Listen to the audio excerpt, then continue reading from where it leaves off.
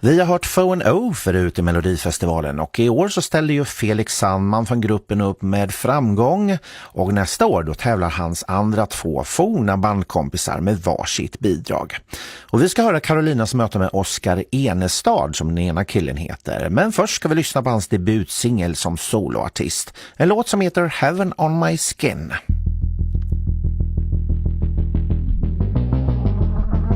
She's having on my skin, but her hand in her.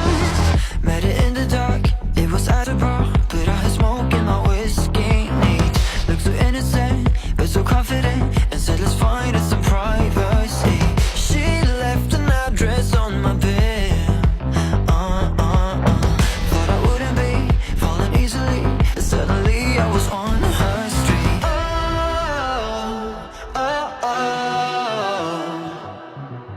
She knows that I'm blind for what's on her mind. Cause she loves me better.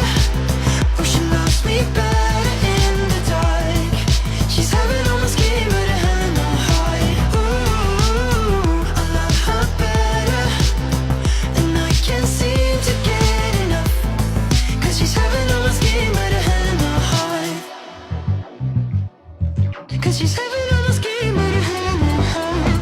In and out of bed, keep it passionate.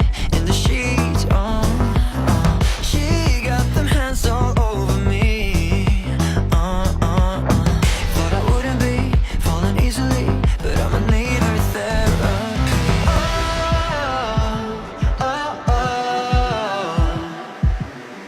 She knows that I'm blind for what's on her mind. Cause she loves me better. Oh, she loves me better in the dark.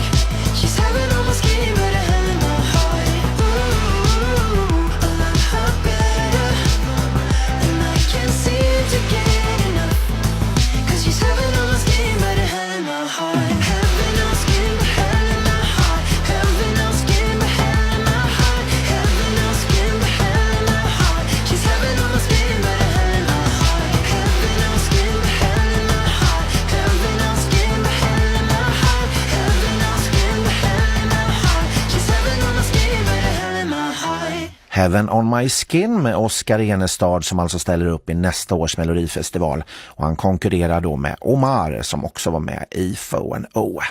Och Carolina var nyfiken på om Melodifestivalen verkligen är rätt forum att visa upp sig när man ska dra igång sin solokarriär och hon ställde därför den frågan till Oskar. Det tycker jag absolut, alltså det här är ett forum som liksom många andra länder inte har på det sättet och att de ger en chans liksom till både etablerade artister, upcoming artists och liksom alla får en chans att synas och liksom nå ut till den mängd människor som faktiskt följer Melodifestivalen. Så jag tycker det är helt fantastiskt faktiskt. Ni har ju enormt många gedigna fans fortfarande även om ni inte finns. Så en uppdatering måste vi få där. Är det en paus eller har ni satt punkt för gott? Alltså vi är fortfarande ett band så att säga på papper liksom. Men i framtiden kanske vi kommer tillbaks någon gång och gör något kul tillsammans. Det vet vi inte. För det är inga sån här no hard feelings mellan er? Absolut inte. Vi hänger ju liksom så fort vi får chansen och jag älskar dem. Det är liksom mina två bästa vänner. Och Omar är ju med och tävlar i år. Nästa deltävling i Leksand. Det finns ju då ett potentiellt scenario att ni kan mötas i finalen. Har ni diskuterat någonting kring det? Alltså jag tänker väl typ med att det finns ett potentiellt scenario att vi möts i andra chansen och i en duell. Där ligger min rädsla i det. Men så här, jag skulle inte vilja hamna mot honom i en duell om båda skulle gå till andra chansen. Men skulle vi gå till final så är det så här, typ om bäste vann liksom komma först eller whatever liksom. Men jag älskar hans låt och jag vet att han älskar min låt så det kommer bli kul liksom. Men du ser ganska glad ut när du pratar om det. Är det här någonting som du ser fram emot mycket? Ja, och dels för att jag har en sån extremt bra låt enligt mig liksom. Så jag ser bara fram emot att liksom få visa upp den och få dela med mig av det budskapet jag skrivit om liksom och så och få bjuda på en show som förhoppningsvis inte liksom har synts på Melloscenen tidigare. Du, låten då? I Love It heter den. Vem har skrivit den till att börja med? Jag har skrivit den tillsammans med 2 killar som heter Emanuel Abrahamsson och Parker James. Den skrevs faktiskt typ en vecka innan finalen förra året. Jag var jättesjuk, vaknade upp, mådde egentligen jättedåligt, skulle ha en session. Och så visste jag vilka då jag skulle skriva med. Och jag bara kände så här: nej, jag måste ställa in det här. För jag mår inte bra. Typ liksom ta upp mobilen och ska så här återkomma till de jag jobbar med. Och bara, jag kan inte komma idag. Sen så bara, jag är en så här väldigt mycket känsloperson. De känslorna som kommer till min kropp liksom, eller som jag känner, det är så här, jag går mycket på det. Och jag bara, nej, jag har en så bra känsla, jag måste gå. Jag måste verkligen gå. Och det var tur att jag gjorde det. För att annars hade den här låten inte kommit till.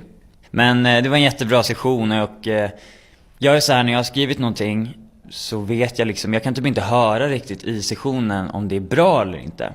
Utan det gör jag dagen efter, när man har sovit på liksom. Så att det kändes okej liksom så här med den här låten. Men sen dagen efter när jag spelar den demon då, jag bara, okej, det här är bra grejer. Du, vad handlar den om då?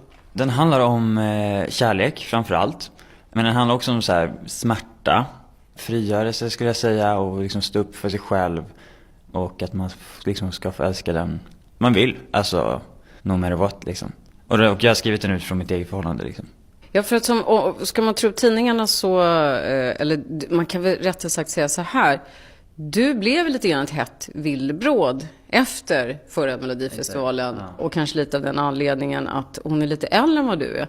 Varför tror du folk blir så fascinerade av det? För att det är annorlunda, framförallt. Alltså det är kanske inte så vanligt så. Även om det är vanligt liksom, att det kanske är så här, då kanske det är mer personer som är privata liksom. Jag är nu en offentlig person, så att det här hänger med mig liksom, det kommer ju ut och så.